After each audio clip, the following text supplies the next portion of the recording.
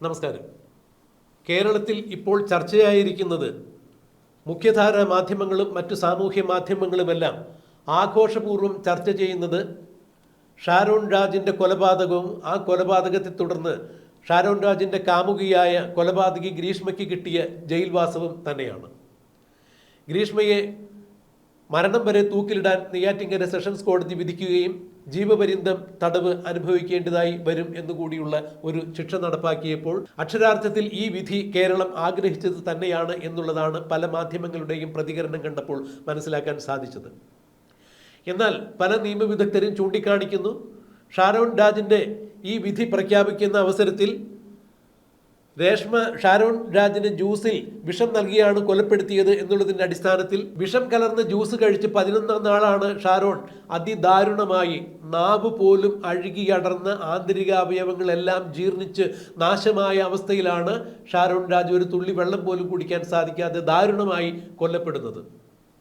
ഇത് കൃത്യമായി നടപ്പാക്കിയ ഒരു പരിപാടി തന്നെയാണ്, കൊലപാതകം തന്നെയാണ്. ഷാരോൺ രാജിൻ്റെ കാമുകിയായിരുന്ന ഗ്രീഷ്മയ്ക്ക് മറ്റൊരു വിവാഹം ഉറപ്പിക്കുന്നതിന് വേണ്ടി ഷാരോൺ രാജിനെ വകവരുത്തുവാൻ വേണ്ടി ഇന്റർനെറ്റ് പോലുള്ള സംവിധാനങ്ങളിൽ പരതി പാരാക്വിറ്റ് എന്ന വിഷം കണ്ടെത്തുകയും ഈ കളനാശിനി മനുഷ്യ ശരീരത്തിൽ എത്തിക്കഴിഞ്ഞാൽ അത് സ്ലോ പോയിസനായി വർദ്ധിക്കുകയും മനുഷ്യ ശരീരത്തിലെ എല്ലാ കോശങ്ങളും ഇഞ്ചിഞ്ചായി ചീഞ്ഞളിഞ്ഞ് നാമാവശേഷമാകും എന്ന് കണ്ടറിഞ്ഞത് കൊണ്ട് തന്നെയാണ് പഠനത്തിൽ മിടുക്കിയായ റാങ്ക് ഹോൾഡറായ ഗ്രീഷ്മ ഇത്തരത്തിലൊരു വിഷം കണ്ടെത്തുകയും ആ വിഷം ജ്യൂസിൽ കലർത്തി ഷാരോൺ രാജിന് തന്റെ വീട്ടിലേക്ക് വിളിച്ചു വരുത്തി കൊടുക്കുകയും ചെയ്തത്. വളരെ വിദഗ്ധമായി തന്നെ ഇത്തരം ഒരു കൊലപാതകം ആസൂത്രണം ചെയ്ത ഗ്രീഷ്മയുടെ പേരിൽ തട്ടിക്കൊണ്ടുപോകൽ, വിശ്വാസവഞ്ചന, കൊലപ്പെടുത്തൽ മുതലായ പല കുറ്റങ്ങളാണ് ജസ്റ്റിസ് A.M. ബഷീർ വിധിച്ചിരുന്നത്. എന്നാൽ നെയ്യാറ്റിൻകര സെഷൻസ് കോർട്ടിന്റെ ഈ വിധി ഒരു കാരണവശാലും നിലനിൽക്കുന്നില്ല എന്നാണ് നിയമവൃത്തം ചൂണ്ടിക്കാണിക്കുന്നത്. അതായത് ഗ്രീഷ്മയ്ക്ക് കൊടുത്തിരിക്കുന്ന വധശിക്ഷ, ഡെത്ത് പെനാൽറ്റി, ഒരു കാരണവശാലും 23 വയസ്സുള്ള ഗ്രീഷ്മയ്ക്ക് ക്രിമിനൽ പശ്ചാത്തലമില്ലാത്ത ഗ്രീഷ്മയെ സംബന്ധിച്ചിടത്തോളം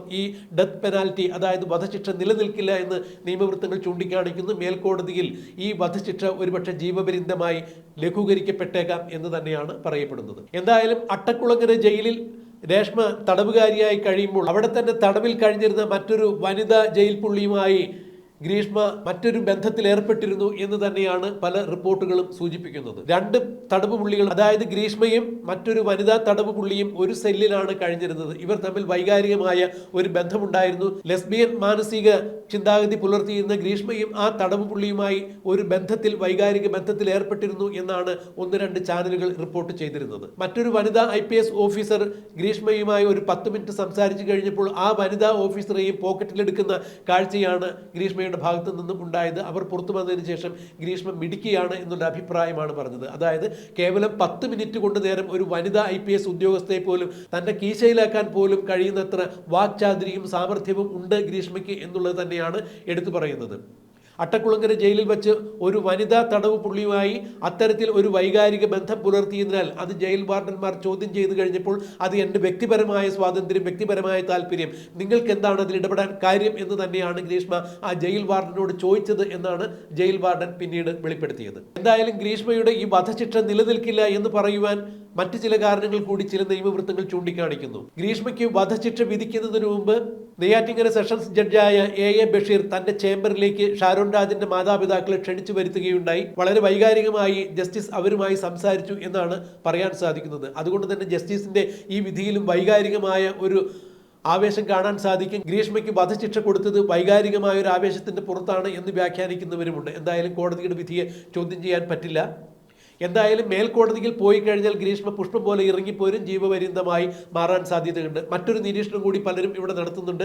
ഗ്രീഷ്മയ്ക്ക് ഇരട്ട ജീവപര്യന്തം വേണമെന്നുണ്ടെങ്കിൽ വിധിക്കാനും സാധ്യതയുണ്ട്. 2 വ്യത്യസ്ത കാലയളവിലായി 2 ജീവപര്യന്തം, ഇരട്ട ജീവപര്യന്തം ഗ്രീഷ്മ അനുഭവിക്കേണ്ടി വന്നു കഴിഞ്ഞാൽ തീർച്ചയായും 28 കൊല്ലക്കാലം തടവിൽ കഴിയേണ്ടതായി വരും. ഇപ്പോൾ ഗ്രീഷ്മയെ സംബന്ധിച്ചിടത്തോളം 24 വയസ്സുണ്ട്. അങ്ങനെയാണെങ്കിൽ 52 വയസ്സ് പൂർത്തിയായാൽ മാത്രമേ ജയിലിൽ നിന്നും ഗ്രീഷ്മയ്ക്ക് പുറത്തിറങ്ങാൻ സാധിക്കൂ എന്ന് ഒരു നിയമവൃത്തങ്ങൾ ചൂണ്ടിക്കാണിക്കുന്നുണ്ട്. എന്നാൽ ഗ്രീഷ്മയ്ക്ക് ഇപ്പോൾ നിലവിൽ വിധിച്ചിരിക്കുന്ന ഈ വധശിക്ഷ തള്ളിപ്പോകുമെന്നും മേൽക്കോടതിയിൽ ഇത് ജീവപര്യന്തമായി കുറയുമെന്നും ശിക്ഷ ഒരുമിച്ച് അനുഭവിച്ചു കഴിഞ്ഞാൽ 10 വർഷക്കാലം മാത്രമേ ശിക്ഷ അനുഭവിക്കേണ്ടി വരികയുള്ളൂവെന്നും അതിൽ തന്നെ ഗ്രീഷ്മ ജയിലിൽ കിടന്ന് കാലഘട്ടം കഴിച്ചാൽ ഒരു 9-8 വർഷം കൊണ്ട് ഗ്രീഷ്മയ്ക്ക് പുറത്തിറങ്ങാനും സാധിക്കും എന്ന് ചിലർ ചൂണ്ടിക്കാണിക്കുമ്പോൾ ഗ്രീഷ്മയ്ക്ക് വധശിക്ഷ ലഭിക്കില്ല എന്ന് തന്നെയാണ് അറിയാൻ കഴിയുന്നത്. ഇതിനിടയിൽ തമിഴ്നാട്ടിലെ കന്യാകുമാരി ജില്ലയിൽ താമസിച്ചിരുന്ന ഗ്രീഷ്മയുടെ അമ്മയും അച്ഛനും ആ വീട് വിറ്റ് തമിഴ്നാട്ടിൽ തന്നെയുള്ള മറ്റൊരു ഉൾപ്രദേശത്തേക്ക് താമസം മാറ്റിയിരിക്കുന്നു എന്ന് തന്നെയാണ് അറിയാൻ കഴിയുന്നത്. ഗ്രീഷ്മ എവിടെയാണ് താമസിക്കുന്നത്, ഏത് വീട്ടിൽ നിന്നും നെയ്യാറ്റിൻകര കോടതിയിലേക്ക് എങ്ങനെയാണ് വരുന്നത് എന്നുള്ളതൊന്നും ആർക്കും കണ്ടുപിടിക്കാൻ സാധിച്ചിട്ടില്ല. ഒരിക്കൽ ഗ്രീഷ്മ സഞ്ചരിച്ച കാറിലെ ഡ്രൈവറോട് ഷാരോണിന്റെ വീട്ടുകാർ ചോദിക്കുകയുണ്ടായി ഇവരെവിടെയാണ് താമസിക്കുന്നത്. അപ്പോൾ അയാൾ പറഞ്ഞു, എന്നെ ഇവിടെ കന്യാകുമാരിയിൽ നിന്നാണ് വണ്ടി വിളിച്ചത്. അതായത് തമിഴ്നാട്ടിൽ താമസിക്കുന്ന ഗ്രീഷ്മ തൻ്റെ വീട്ടിൽ നിന്നും ബസ് കയറി ഒരു ബസ് സ്റ്റോപ്പിലെത്തുന്നു. അവിടെ നിന്നും ഒരു കാർ വിളിച്ച് അടുത്ത സ്റ്റോപ്പിലേക്ക് പോകുന്നു. അവിടെ നിന്ന് ആ കാർ ഉപേക്ഷിച്ച് മറ്റൊരു കാറിലാണ് പിന്നെ കുറേ ദൂരം സഞ്ചരിക്കുക. അവിടെ നിന്ന് കന്യാകുമാരിയിലേക്ക് വേറെ വണ്ടിയിലേക്ക് വരും.